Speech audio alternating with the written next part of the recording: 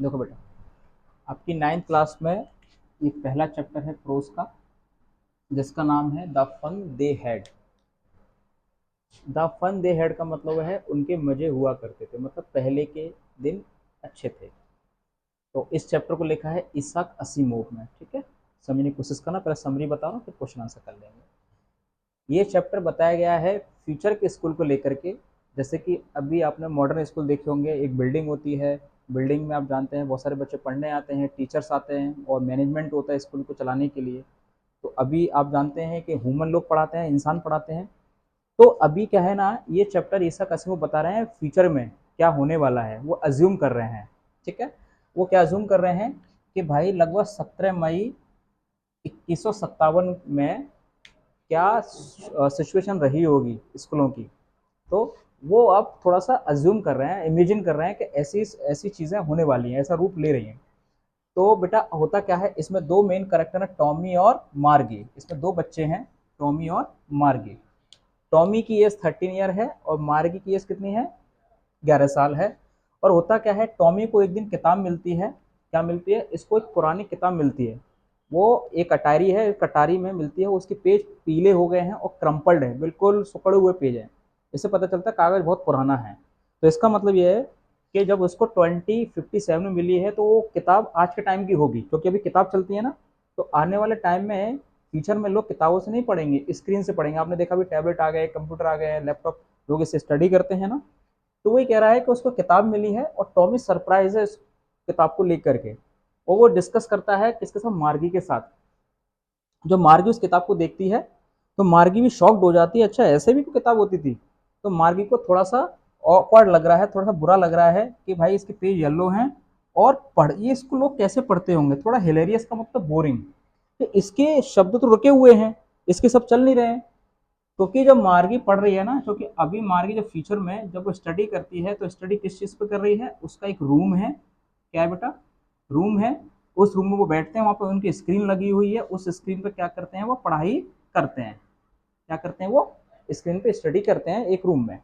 ठीक है, लेकिन अभी जो किताब मिली है तो किताब पे वो लेटर है, क्या है, कांस्टेंट है वो, और वो शब्द नहीं चल रहे हैं। तो इस चीज को लेकर के थोड़ी सोच रही है कि ये ऐसी पढ़ते थे लोग, ऐसी किताबें होती थी, ये तो बहुत बेकार है। इसका मतलब ये है कि इसको लोग पढ़ते होंगे, इसको फेंक देते होंगे।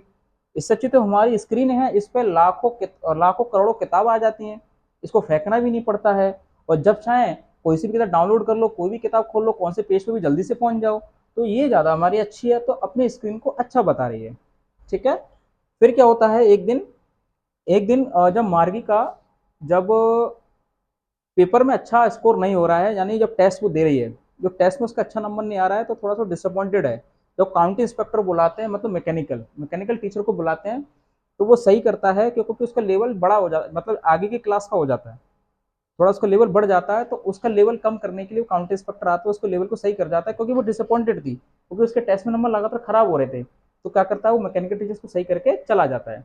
जबकि एक बार घटना टॉमी के कंप्यूटर के साथ भी हो गई थी। टॉमी के साथ ये हो गया था क्योंकि स्क्रीन उसकी ब्लैक हो गई थी। स्क्रीन क्या हो गई थी, पूरी ब्लैक हो गई थी।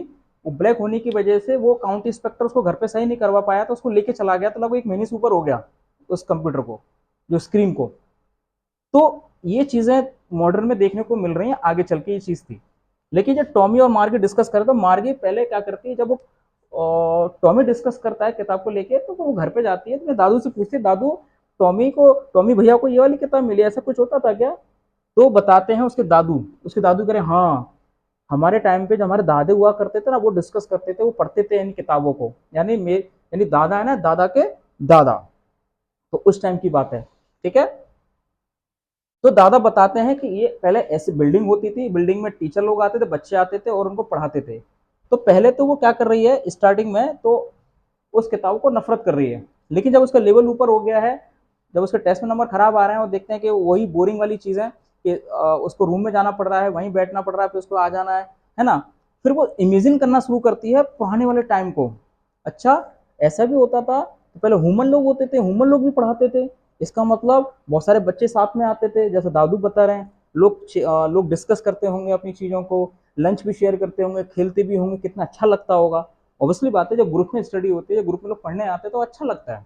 ओके, तो फिर क्या कर रही है, मार्गी को थोड़ा सा अच्छा लग रहा है पहले के स्कूल को लेकर के, पहले के स्कूल के बारे में सोच करके, है ना। तो तभी ये बोला गया है द फन दे हैड के कितने मजे हुआ करते थे उनके, यानी आज के जो टाइम है ना, इन स्कूल को मिस कर रहे हैं फ्यूचर में जाने वाले लोग, जो आगे जो लोग आएंगे, आगे जनरेशन आएगी, तो आज के स्कूल को लेकर के वो मिस करेंगे। तो ये पूरा सिनेरियो बताया गया है इसाक असीमोव के द्वारा।